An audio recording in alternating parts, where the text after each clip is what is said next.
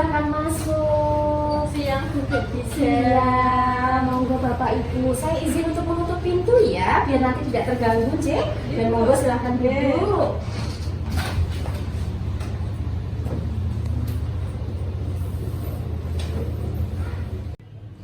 Selamat siang Ibu, Bapak. Mari silahkan duduk, Cek. Perkenalkan, saya Bidan Agustin.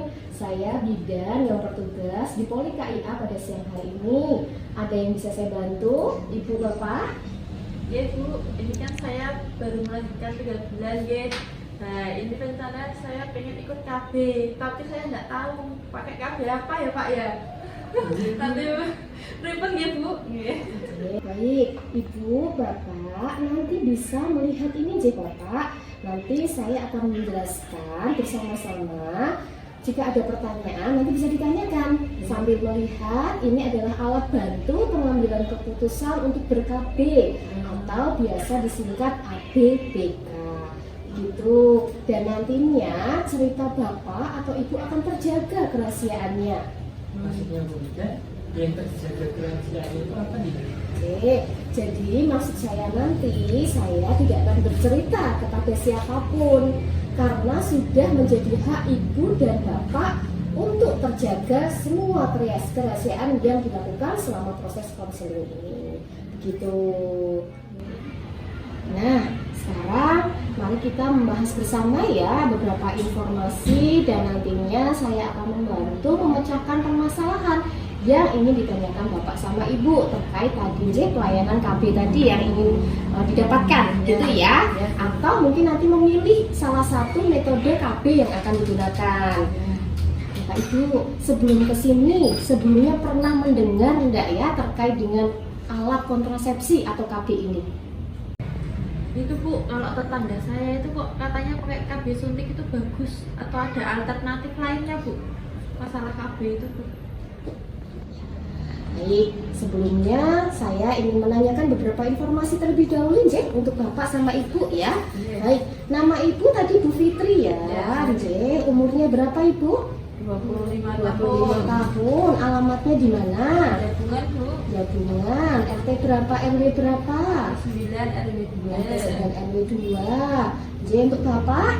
Bapak siapa? Namanya Muhammad Rizal. J. Umurnya berapa Bapak? 26 tahun. Alamat sama J? Di Jabungan. Ibu kalau boleh tahu ini putra keberapa? Satu. Oke, ke satu ya. Pertama Bu. Oh ya J. Alhamdulillah langsung didapat ya J. Baik, sehat ya, saya lihat ya. Alhamdulillah sehat. Masih ASI sekarang?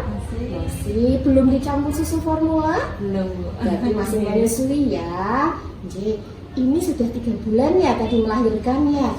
Sudah pernah berhubungan belum sampai 3 bulan ini? Belum Pernah. Masih takut. Iya sebenarnya enggak apa. Baik, ada riwayat penyakit sebelumnya? Tidak ada ya, J. Dari keluarga juga tidak ada. Selama hamil normal ya? Baik, berarti semua normal ya. J. Baik. Tadi kan Ibu mengatakan ingin mendapatkan pelayanan kontrasepsi ya, pelayanan KB. Kemudian nanti tadi ingin apa? Suntik? Ya, suntik ya. Nah, boleh jika berkenan ya, nanti saya akan menjelaskan beberapa metode kontrasepsi atau metode jenis KB sebelum panjenengan nanti memutuskan. Ya, Bapak Ibu sudah memikirkan kira-kira jenis KB yang akan digunakan apa? Saya pengen suntik aja gitu. Kayaknya sama kayak tetangga saya itu loh Bu. Supaya kayak tetangga-tetangga juga. Oh, ngoten. Iya. Ya, baiklah. Coba sekarang mungkin Ibu bisa menceritakan sedikit pengetahuan Ibu terkait dengan metode KB suntik dan kenapa kok Ibu lebih menyukai metode KB tersebut. Bisa? Katanya kalau KB suntik itu praktis, terus tidak sakit gitu kalau disuntik, sama kalau sudah suntik 1 kali nggak hamil gitu loh Bu, katanya gitu. Ya, betul Ibu. Suntik KB itu adalah cara KB yang mudah. Namun efeknya hanya jangka waktu tertentu saja. Yang artinya nanti Ibu harus kembali lagi untuk mendapatkan pelayanan KB ini. gitu, dan harus disuntik lagi tentunya. Apakah Bapak Ibu berkenan jika nanti saya akan menjelaskan beberapa jenis metode KB terlebih dahulu, sehingga nanti Bapak dan Ibu bisa memutuskan KB mana yang akan dipakai. Pripun? Ya, boleh kemudian ya. Baik. Melihat bersama di sini alat bantu pengambilan keputusan ber-KB, J. Ya, tadi panjenengan kan sudah menyampaikan bahwa sebenarnya ingin suntik ya, tapi tidak ada salahnya Ibu nanti dan Bapak mengetahui beberapa alternatif KB yang akan dipakai. Oke. Bisa melihat di sini Bapak Ibu, ini adalah beberapa jenis metode KB. Nah, bisa terlihat di sini adalah metode KB jangka panjang. Artinya bisa digunakan dalam periode waktu tertentu. Ada AKDR. AKDR ini adalah semacam alat ya yang nanti akan dimasukkan ke dalam rahim panjenengan. Ya, dan ini efektif bisa sampai 8 sampai 10 tahun. Oke, kemudian ada yang disebut dengan metode KB implan atau biasa kalau orang-orang itu mengatakan susuk yang dipasang di lengan. Ada 2 batang kapsul implan dan metode ini biasanya bertahan kurang lebih 3 tahun untuk pemasangannya dan efektif. Ada juga Bapak Ibu metode KB yang namanya tubektomi atau vasektomi. Kalau tubektomi ini nanti diberikan kepada wanita. Ya, kalau vasektomi ini Bapak, prianya. Ini biasanya adalah metode kontrasepsi mantap, yang artinya pasangan sudah tidak menghendaki adanya keturunan lagi. Artinya nanti tidak dapat terjadinya kehamilan lagi, ngoten. Jadi untuk metode KB yang permanen. Oke, baik, bisa saya lanjutkan sampai di sini bisa dipahami, J? Ya. Selanjutnya ada beberapa jenis metode yang lain Ibu ya, yang tadi jangka panjang, yang ini mungkin bisa untuk periode tertentu. Jika Ibu tidak menginginkan jangka waktu yang lama untuk nanti ingin menambah momongan lagi.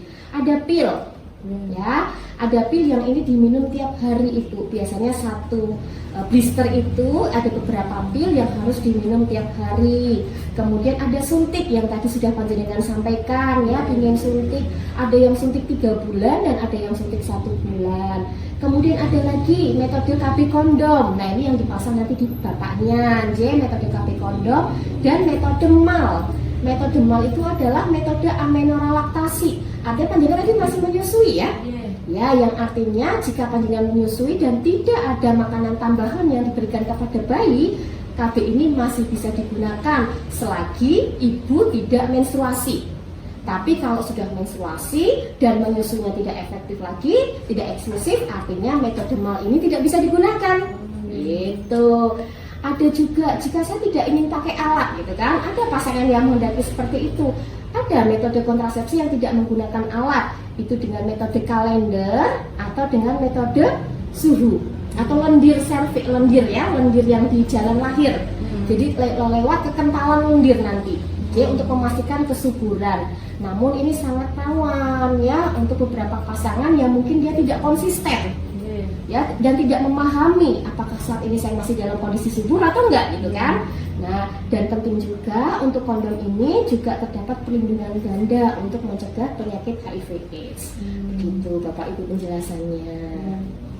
Ya, Bapak Ibu, setelah mendengarkan penjelasan saya terkait dengan beberapa jenis metode kontrasepsi, apakah sudah memutuskan kira-kira KB mana yang akan digunakan atau mungkin memerlukan penjelasan untuk jenis KB tertentu?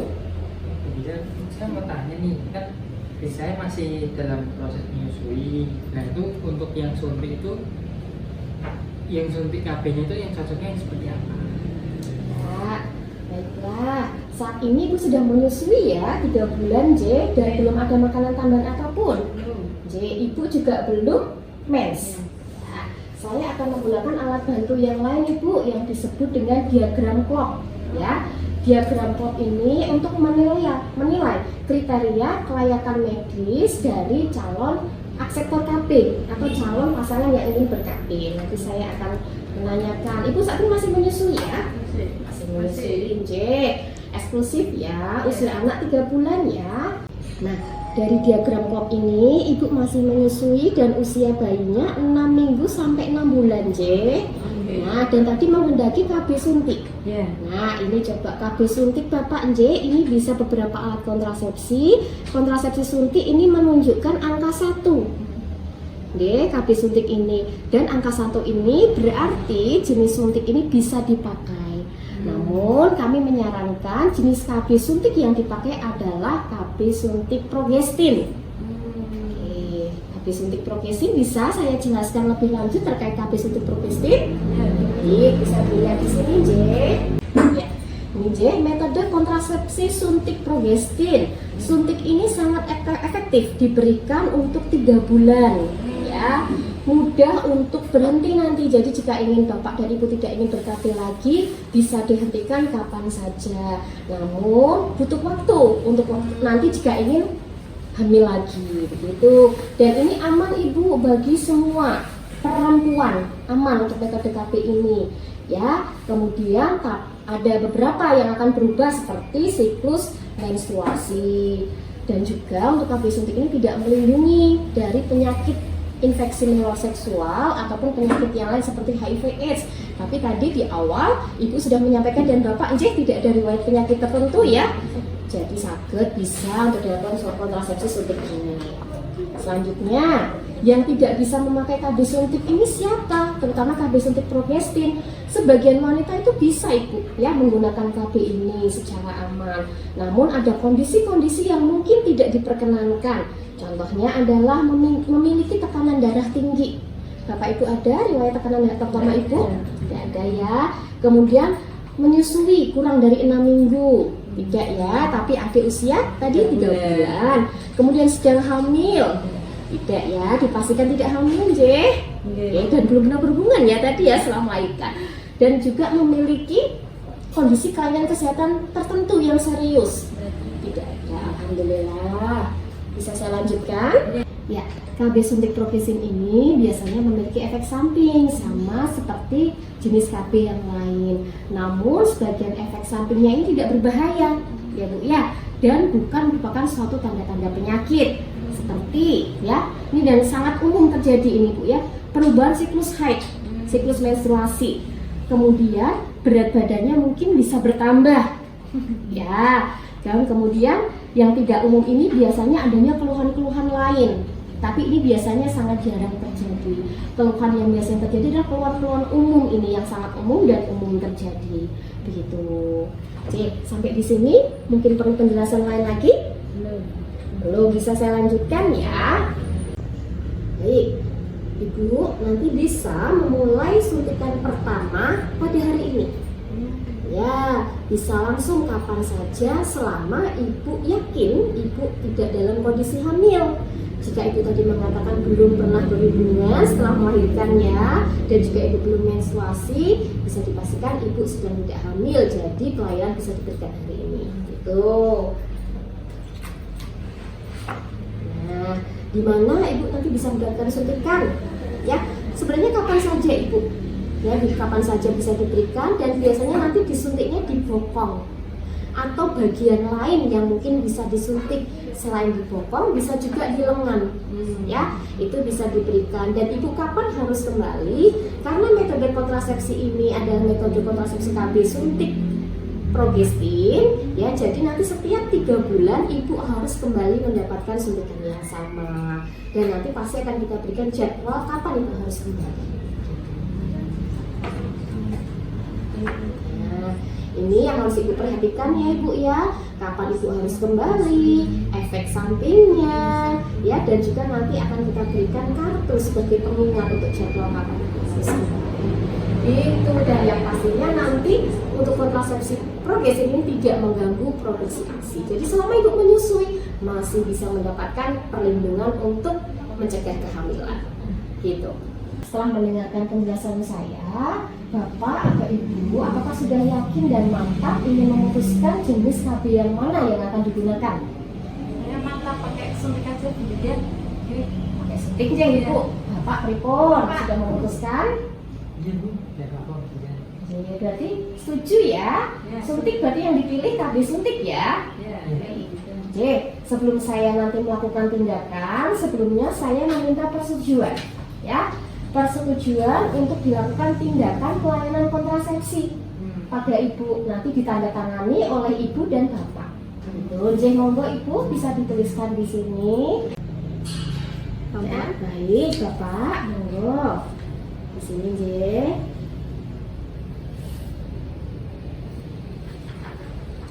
Ya, persetujuan sudah. Setelah ini nanti kita lakukan tindakan suntik ya bu ya. Nanti di ruang sebelah J. Bu Fitri, Bapak tadi sudah dilakukan J pelayanan tindakan untuk KB suntik. Ini saya berikan kartu peserta KB untuk Bu Fitri J, di mana ini nanti berisi terkait dengan metode KB yang sudah dipakai. Ya, metode KB-nya KB suntik 3 bulan digunakan saat ini pertama kali tanggal 30 Agustus 2023 dan nanti panjenengan harus kembali ya, Bu Fitri harus kembali lagi di tanggal 20 November 2023. Kartu ini setiap kali mendapatkan pelayanan KB harus dibawa dimanapun tempatnya. Itu, monggo. Saya ini Nggih, laras buat ibu. Baik, ada yang bisa kami bantu lagi, ibu bapak? Cukup bu, sudah sangat jelas. Terima kasih nih. Baik, terima kasih. Bapak ada pertanyaan lagi? Tidak, Cek. Baik, kalau gitu jangan lupa besok kembali untuk mendapatkan pelayanan yang sama ya Bu ya. Sehat selalu untuk ibu, bapak dan juga adiknya. Terima kasih Bu. Monggo sama-sama. Nggih.